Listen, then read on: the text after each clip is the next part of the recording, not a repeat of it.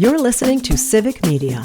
You can tune into any of our live shows on any radio station across the state with the Civic Media app. Find us in your phone's app store and listen anytime, anywhere.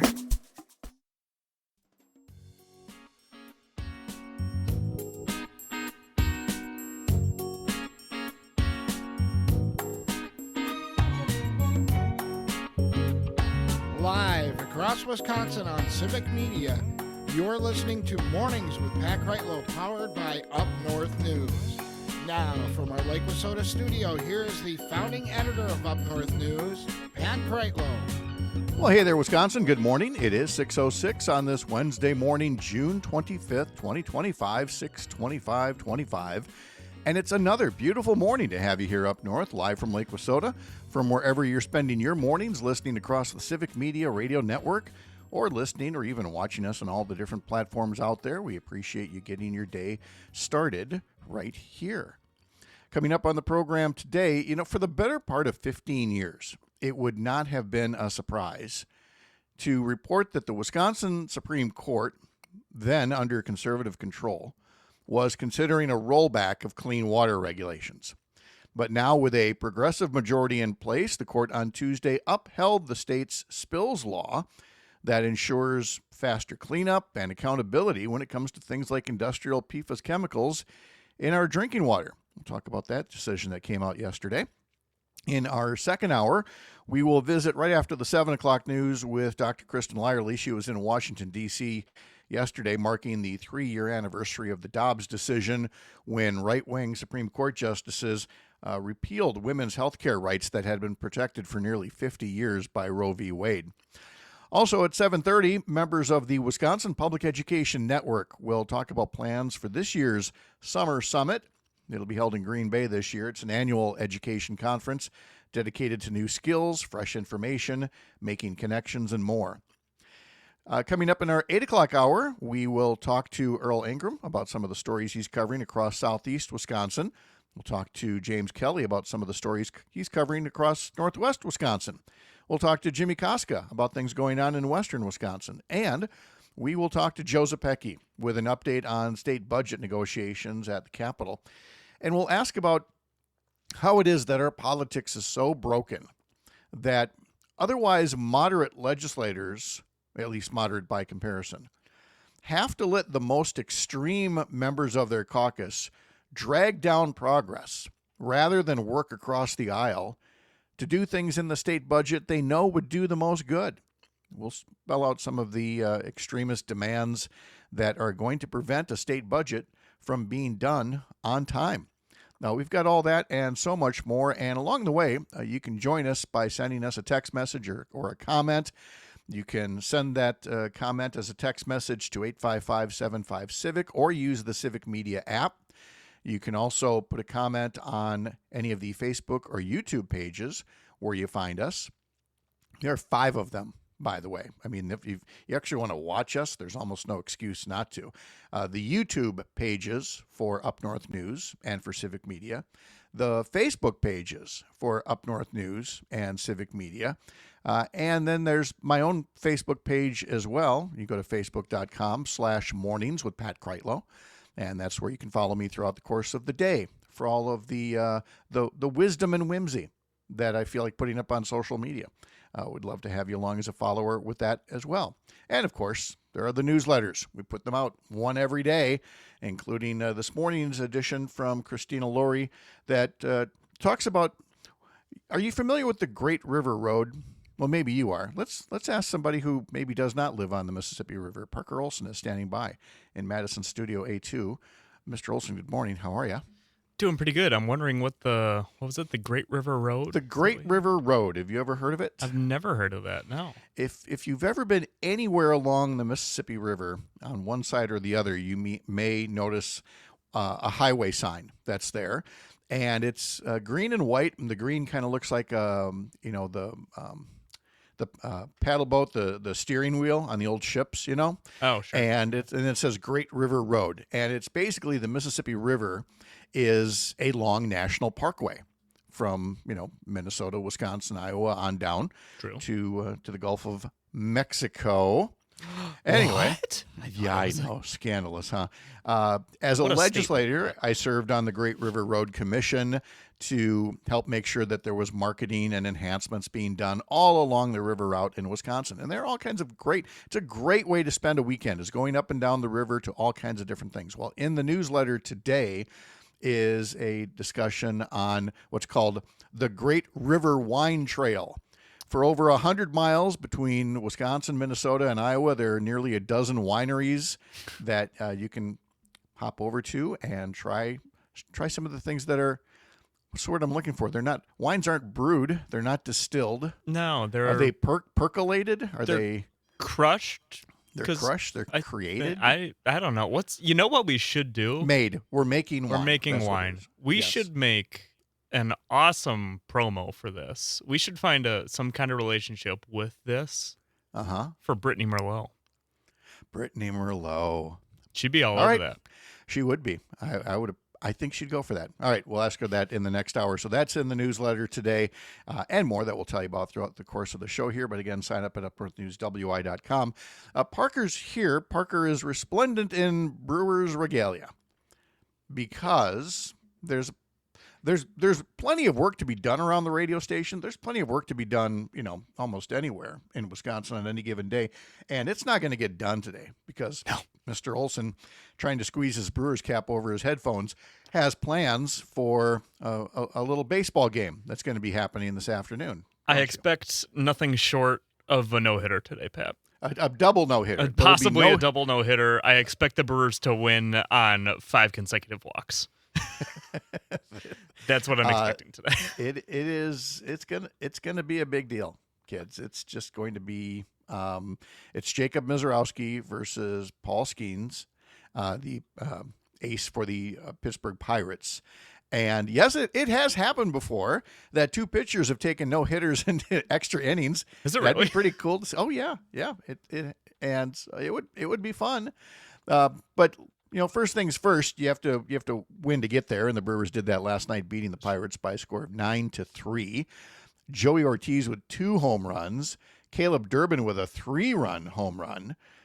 So again, just another nice round of bats there. But now, of course, the big thing is whether Mizorowski, the rookie, can keep up with Skeens. Is this Skeens' second year? Yes, was he a rookie phenom last year? He was a rookie last year, yeah, because he won a national championship at LSU the year before. Okay. He is 4-6, so I mean he has kind of come back to earth that way. No, he hasn't. The Pirates are that bad. The Pirates are awful. Okay, the Pirates bats are that bad, so we can hope for that today. Anyway, so that will be taking place today. And if you can't make it to the game, I mean, you can call up Parker. Maybe he's got an extra ticket. Yeah. I was telling you, I could go to our meeting if you really want me to. Yeah, you and 40,000 close friends, can just call in from the parking lot. But if you can't make the game, you can catch it on several Civic Media radio stations. Brewers and Pirates coverage begins at 12:35 this afternoon. And if you are in the Richland Center area, or Oshkosh, or Racine, Kenosha, Park Falls, Hayward, you should be listening to your local Civic Media station, and you can catch the game that way. Another way to catch a game in the future would be part of Free Ticket Friday. I think we're doing that this weekend, are we not? We are doing that this weekend. Okay. Well, how convenient for me that that's happening there. It's a good thing you have those notes up. I know. It's it. Bring these up on screen for a reason. So on Friday, we'll give you a keyword. You use the Civic Media app to text it in, and you are in the running for 4 seats to a specific Brewers game. We'll tell you which one it is on Friday morning. So if you can go to it and you want to win the tickets, you text us the keyword. If we pull your name, your entry, you'll be going. Free Ticket Fridays throughout the course of the summer here on Civic Media. You can hear them through on all of our talk shows throughout the course of the day. You have not been to a Brewers game this year yet, right? Not using our tickets. I have been to one Brewer game. Okay. I believe we saw the Twins beat us, and we were in the left field bleachers, and spirits were very high because we tailgated, and then spirits were very lowering, shall we say. Yes. It's a little bit of a crash out. Was it a sunny day? It was a night game that we went to. Oh, it was. Okay, good. Yes. The reason I ask is as soon as you said left field, I just know that left field by the foul pole there, if it's a sunny day, those That seems bleachers brutal. that's a frying pan. Yeah. So, There was a guy in front of us who had lost his fantasy football pool and was wearing a clown suit. I was very entertained by that. That kept the spirits as high as they could be for the rest of that game. Oh my. Okay. Well, that's not happening to you. You guys are. Oh, no. I mean, do you? Because I know the station has a certain number of tickets. I mean, are you going with anybody else? Do you know who else is going with the station's tickets? I have bringing a friend of mine who is driving separately from me because he has to work the Mallards game tonight and might have to leave a little earlier than I want to leave. So, yeah.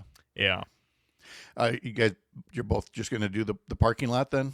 Yeah, I think we're both going to head over and hopefully find each other without having to swim through a crowd of 40,000 people. Yeah, it's a little easier now in the cell phone era. It's like, look at me, I'm waving my arm at you right now, compared to, the pay phones and the smoke signals that we had to use when we were a lot younger for these things. So is that what you're doing? Smoke signals, Pat? Yeah, yes.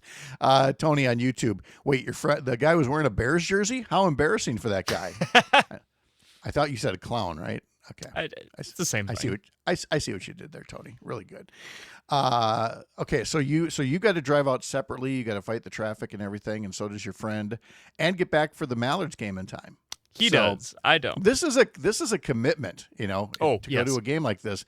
Let's just say it. Let's hope it lives up to expectations. If it doesn't, Pat, I'm going to be so upset tomorrow morning. Tomorrow morning, I might crash out.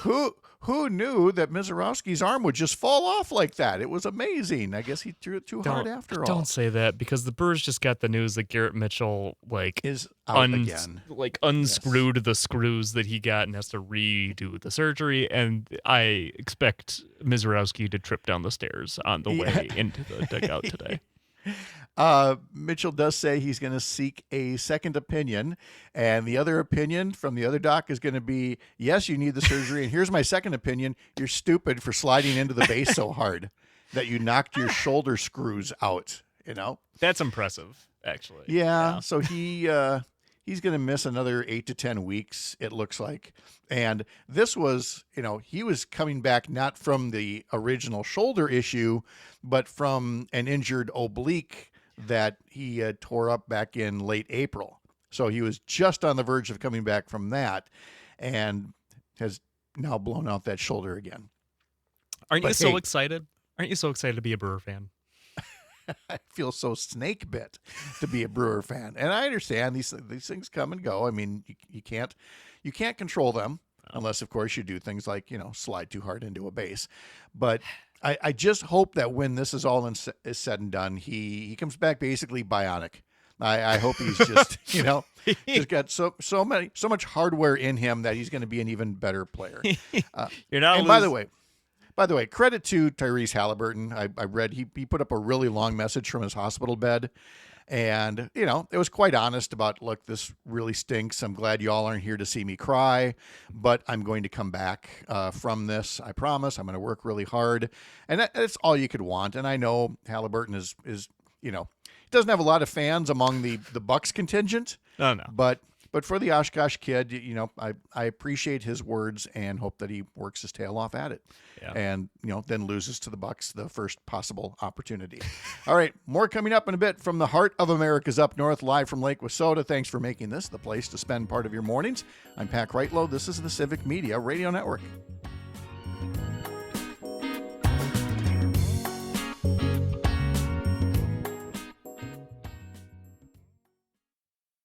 You're listening to Civic Media. Stay up to date on the latest news and information for your local community and Wisconsin by signing up for our free email newsletter. Visit civicmedia.us/email to get started.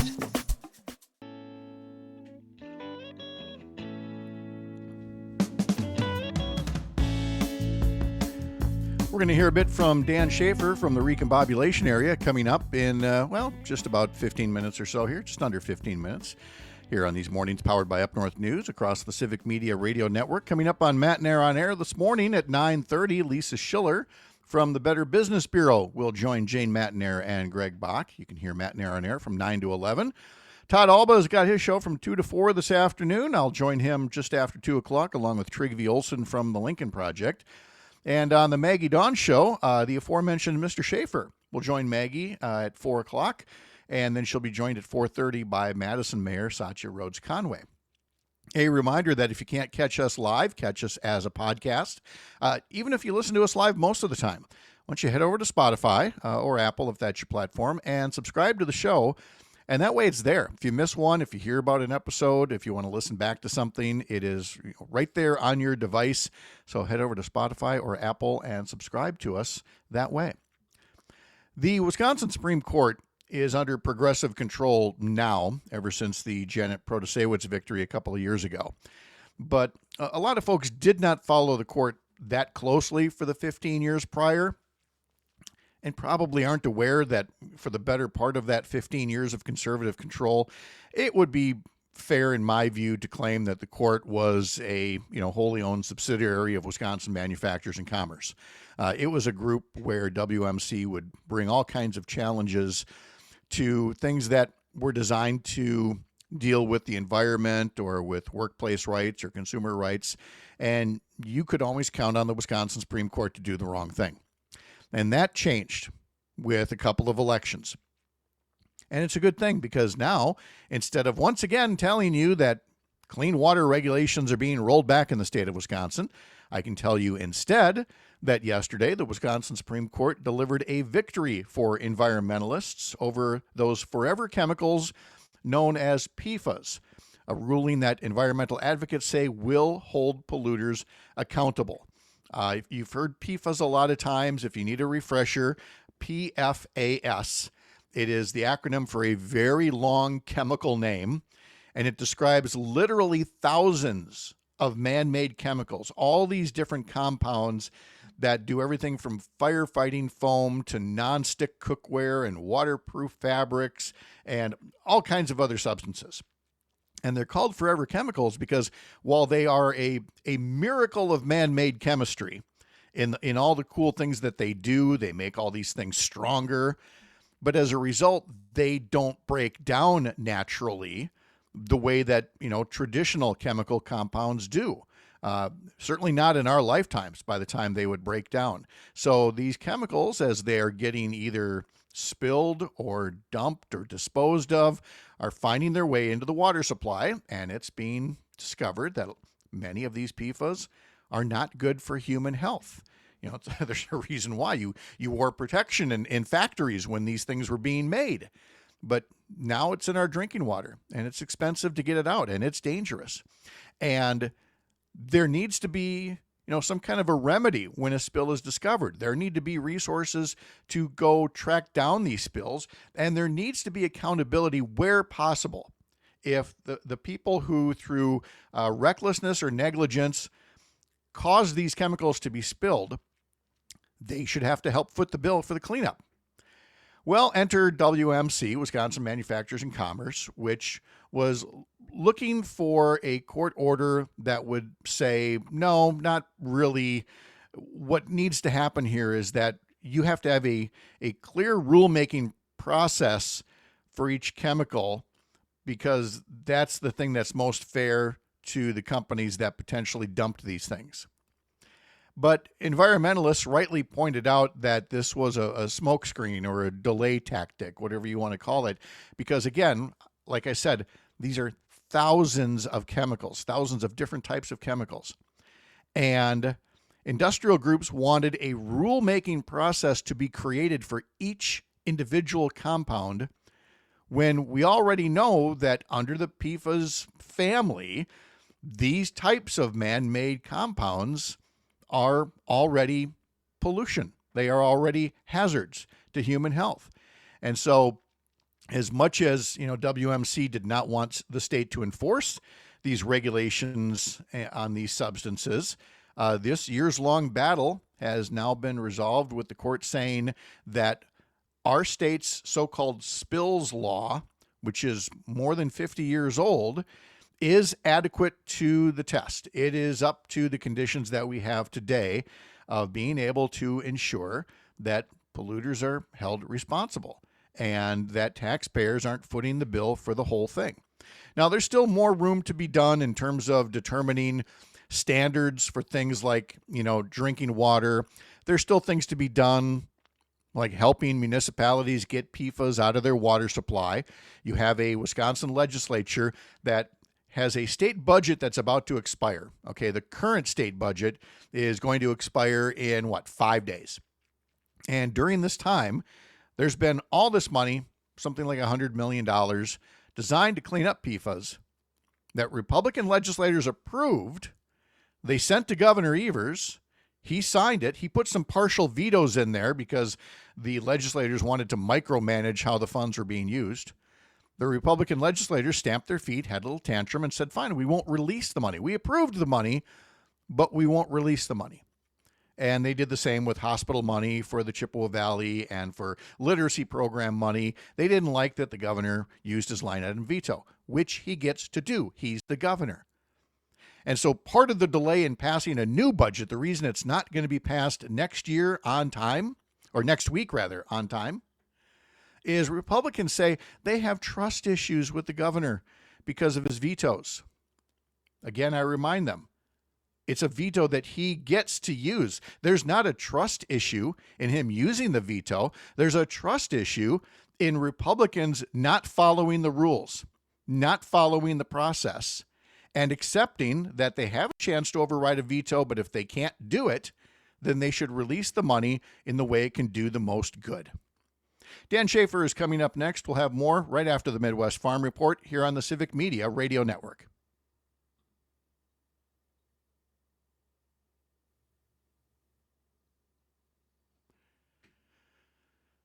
Do. I'm giving you the music here. Okay. Computer's not See ya. working.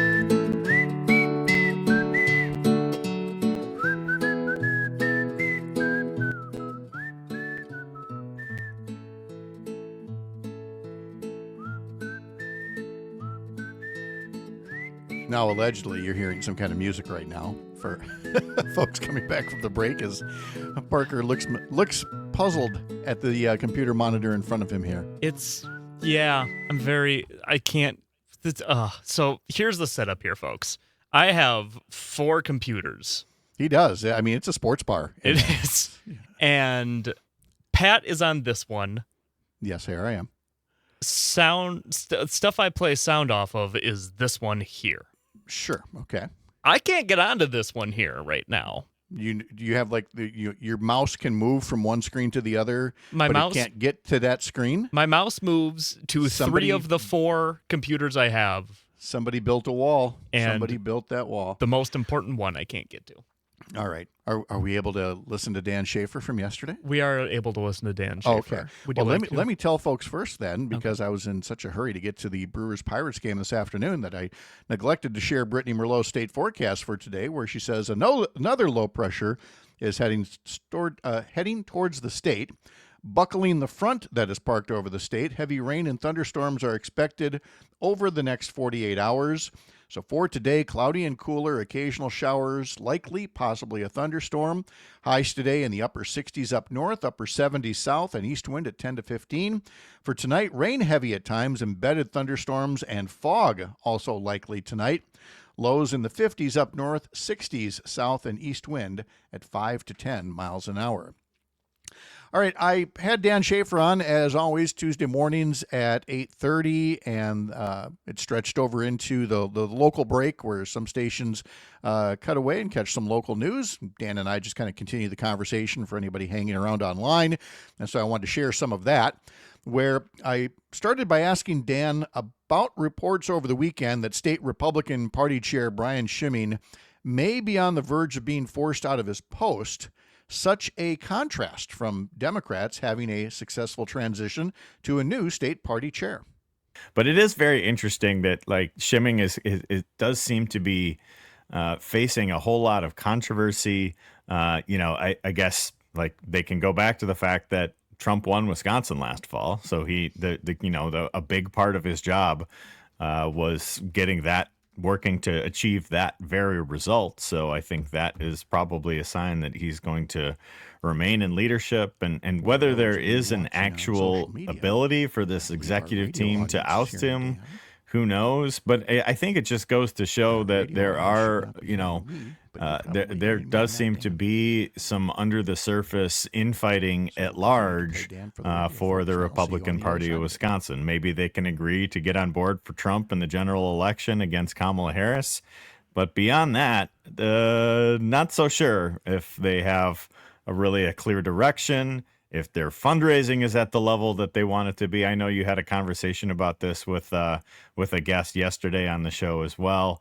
I don't know if he seems to be pulling together the various coalitions that make up the Republican Party in ways that some of his membership might want to see. Well, the running joke is the phrase Democrats in disarray. And I'm not saying it's not true, but I'm saying that right now the disarray is decidedly on the Republican side.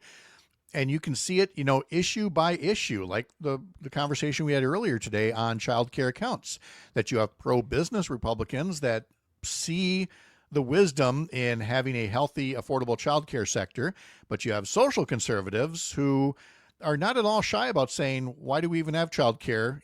A parent, usually the mom, should stay home. And you've got those two factions just on that issue alone. Then you throw in, a host of others, and now you throw in potential war with Iran. And you've got conservatives who are unhappy that the president is once again working the same path that other past Republican presidents have done, potentially dragging us into a protracted war in the Middle East. Ron Johnson was asked about that and said, does this change anything? And his answer to Maria Bartiromo was, yeah, it means we really got to get going and cut Medicaid and cut those 10 million Americans off of Medicaid. War gets him excited for Medicaid cuts. This, ladies and gentlemen, is your senior senator, as you pointed out yesterday, Dan. Our senior senator, Ron Johnson. Yep. Asked on Fox News on, I believe it was one of the Sunday morning shows, if what's happening in world affairs, what's happening with the strikes on Iran, the military action there, if that changes anything for how we look at the big, beautiful bill. And I think Ron Johnson, and I'll quote him directly, it says, "No, if anything, it just strengthens my resolve. How do we expect to defend this nation if we're mortgaging its future, if we're bankrupting it?"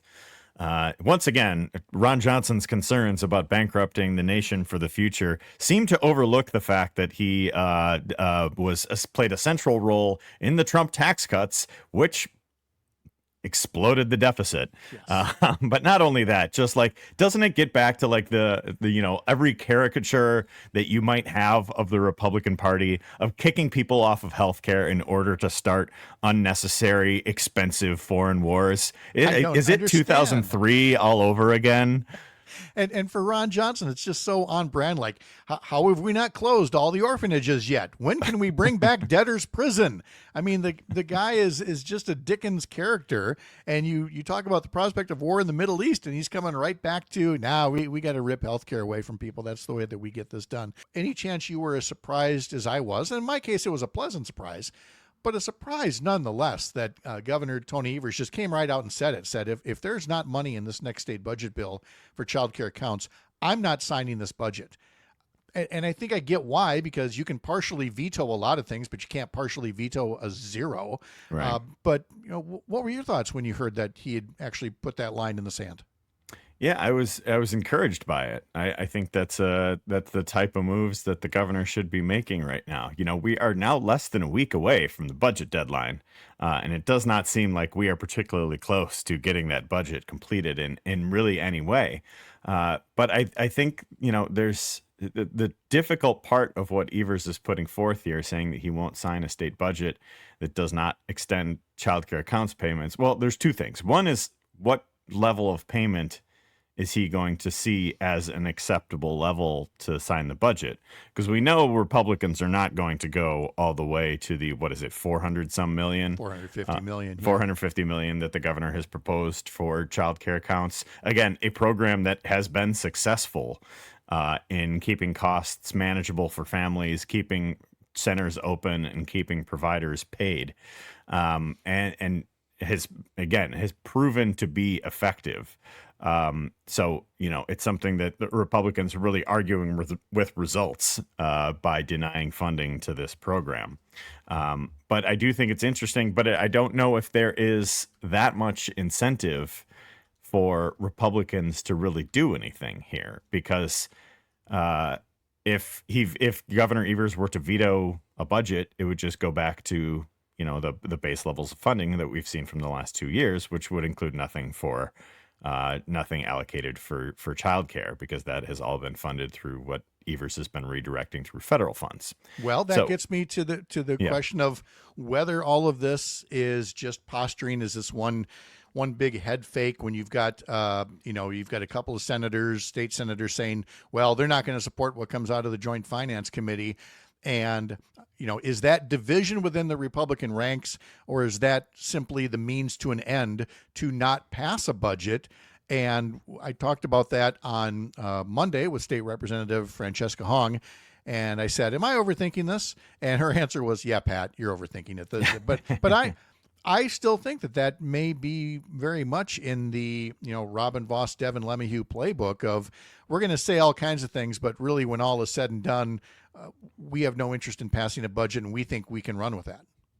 I think there's a couple different things with this. I do think that they will pass a budget and kind of dare Evers to veto it, because we've talked about, and Todd Alba was all over this last week on Civic Media with the potential cuts to the UW system. I think that would be more of a situation that could set up, a potential scenario where Evers would veto the entire budget, because if they're going to cut $90 million from the UW system at a time when we have a $4 billion surplus, going back to those base levels of funding would mean not having a nearly $90 million cut to the system. And I think this is, there's going to be some mounting pressure on this too, because there are a number of groups, Citizen Action of Wisconsin being one. There are a few that are part of this coalition that has been encouraging Evers to veto the entire budget if it doesn't include adequate levels of funding for things like K-12 education or childcare or Medicaid expansion.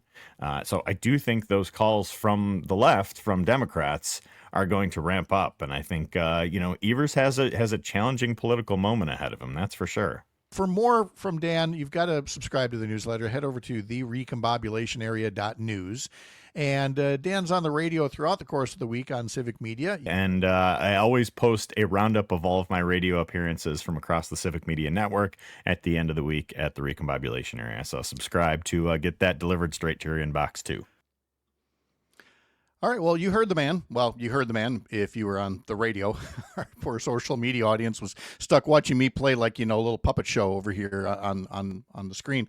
But you can get Dan Schaefer's newsletter. Head over to therecombobulationarea.news. Again, therecombobulationarea.news for what Dan is writing about from things in the state capitol and elsewhere. Let's do a mental health check-in now on Parker Olson in Madison Studio A2. How you doing, buddy? No bueno. While you were struggling with that, I found out that if you Google the phrase why won't my mouse move to my second monitor? Yeah. There's a lot of info. This happens to a lot of people. And it just brings up something that I mention a lot of times, is that pick a time, maybe 50 years in the future, 100 years in the future. People are going to look back at this and go, wait, there were a time when computers didn't work right? Like your mouse wouldn't move from one screen to the other? That's crazy. How would that be? We sometimes forget, for all the advances we've made, we really are still in the dark ages, the beginning times of the information era. I mean, the internet's only been around for 30 years. Yeah. That's not much. No. And we don't live in the time of the Jetsons just yet. But again, this is going to work out really well. How's that history lesson looking, in about 5 minutes here? We have to play clip after clip. Would it be better if I stopped talking to you so that you could keep getting all these clips ready so that they maybe play in some other monitor? Is that what you're saying? They're going to be played. You're just not going to be able to hear them. Actually, no one in StreamYard is going to be. It'll go over the airwaves. Well, I mean, we are a radio show, so I guess sacrifices have to be made. Yeah. I don't think there's going to be a way for me to do that like well at all. You know what? I'm just going to play it in my head. I might actually sing a couple of the songs to the social media audience while the radio audience is hearing it. It's not like we're going to have to pay extra for the licensing, That's the music's going to go out. This all goes to just, again, state that no good deed goes unpunished. And the good deed is that we're letting Parker go to a Brewers game this afternoon. Free tickets from the station. It's going to be a great time. In fact, I predict he might have an extra bottle of water. He might really whoop it up at the game tonight.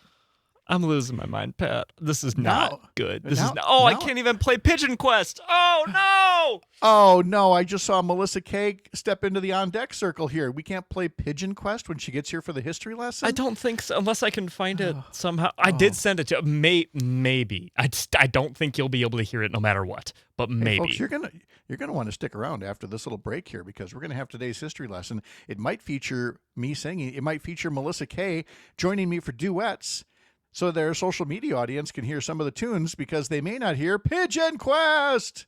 That's all coming up. Stick around here on the Civic Media Radio Network. And this is where the bumper music would play to go to commercial. You're listening to Civic Media. Find the latest news, information, and archives of all your favorite shows on the Civic Media website, civicmedia.us.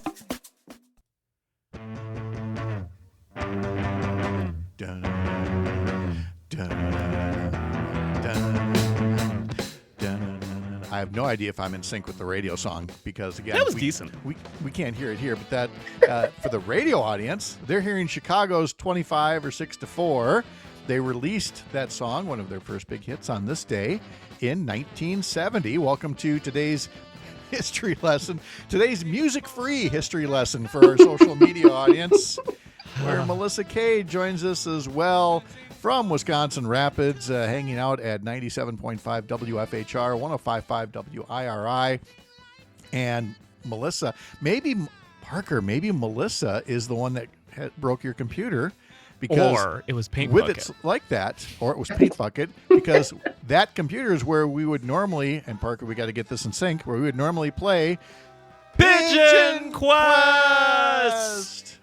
Hey, nice job. I think you actually were more in sync than the first time you did it. Probably, which, again, it's lovely, though. May or may not help the bit. We thought that there was a chance that Paint Bucket would be on your shoulder already. Well, see, there was a shipping delay because of the super hot weather. They couldn't ship her. It was a longer flight than... Okay, so the delay isn't in the process of shipping. Paint Bucket isn't in a warehouse someplace. No, that's why they didn't, because it's too hot for them to be in the truck. And so, there's a delay. Next possible option is the 7th. Okay, all right. Because of the 4th holiday weekend, and, I might be driving down to meet a volunteer halfway. We'll see. Okay, all right. Well, we'll keep our fingers crossed. It's still a quest. Our little pigeon toes crossed, as the case may be. Hey, are we still? Is the radio audience still hearing 25 or 6-4 in the background? Oh yeah, all this time. Oh yeah. Okay, I just want to see if I get the solo right.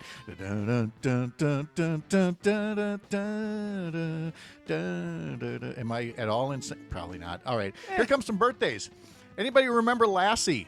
The early days TV show with the dog.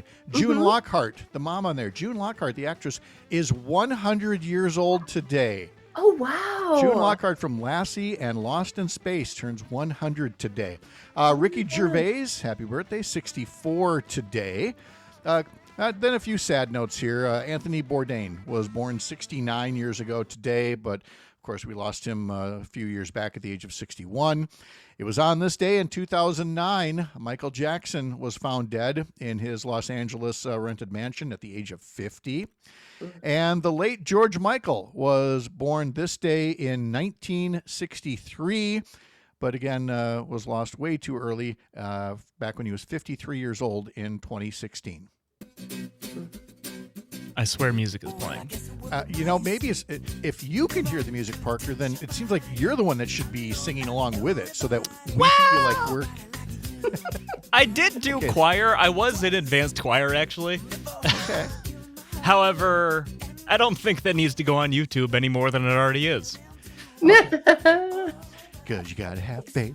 fade. Anyway, on this day in 1978, the rainbow flag representing gay pride was flown for the first time in the San Francisco Gay Freedom Day Parade. Happy birthday to singer Carly Simon. She is 82 years old today. And theoretically, the radio audience is hearing her sing, I haven't got time for the pain. Haven't got room for the pain. Having a need for the pain. Okay, more birthdays now. Justice Sonia Sotomayor is 71 years old today. So is David Paich, the co-founder of Toto. And John McCrae from Cake, the band, is 61 years old today. Oh, I'm sorry, I'm going to miss this next one because it was on this day in 1993 that Nora Ephron's romantic comedy, Sleepless in Seattle, starring Tom Hanks and Meg Ryan, opened in theaters with songs like this one from Louis Armstrong. And this is where our social media audience would hear him saying, give me a kiss to build a dream on in my imagination. Yeah. Nat King Cole, Harry Connick Jr. The soundtrack was a big hit. I still love that soundtrack. Highly recommend. You don't have to see the movie to appreciate the soundtrack. But the movie was good really too. Good. Oh, the movie's super good. Yeah, I would dare say Sleepless in Seattle was the first what you would call a rom-com that I was truly a fan of. Really good, really good. Tony on YouTube. I love that song. How do you know, Tony? You can't hear it. Well, you sang enough of it that we know what it is. Happy anniversary to Keith Urban and Nicole Kidman. They married this day in 2006, so today is their 19th wedding anniversary. Wow, is that like the longest celebrity relationship? It outside of Dolly Parton and her husband. Might be. Let's see. And on this day in 1967, the Beatles premiered a song to a worldwide TV audience of 400 million people. And it started with a flourish of trumpets. And then they sang, All You Need Is Love. Love.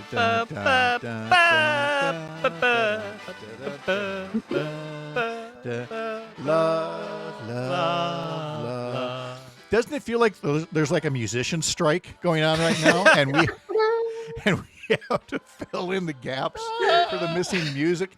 Meanwhile, the radio audience is like, would you please stop trying to sing over the songs? Folks that might have tuned in the past couple of minutes here, we have a computer issue. First time ever where the radio audience is hearing stuff coming off of Parker's computer, but the social media audience is not. And Tony, I suddenly like that song a little less. Yes, we understand. Yep. Totally get how that would happen. Let's see. And on this day in 1988, 17-year-old Debbie Gibson hit #1 with Foolish Beat, making her at the time the youngest artist to top the charts with a song that was written and performed and produced all by herself. Again, that was Debbie Gibson back in 1988. All right, so the delivery of Paint Bucket has been delayed a bit. It's been delayed because of the heat. Yep. Okay. And you dealt with the heat all right yourself? Did you? I survived it, yeah. But you said you put in your own window unit air conditioner. Well, the forecast that Brittany shared with us was just so awful. I was like, I picked up a window. I was. And then I fought until I won, and now I have air conditioning in my bedroom. Melissa Kay, thank you so much. And we'll have more Paint Bucket and Pigeon Quest next week. You take care. You too. All right, bye, 2 more hours to go, with or without music, on one of these Wednesday mornings powered by Up North News. I'm Pat Kreitlow, and this is the Civic Media Radio Network. And here's some songs for social media. The national news cycle never stops, but it can be hard to find news about your local community. Civic Media is dedicated to providing quality local and state news coverage across Wisconsin. With the Civic Media app, you can get notifications about local stories that matter to you and your community. Find the free Civic Media app in your phone's app store and choose notifications from the menu to tell us what kind of news you want to hear about.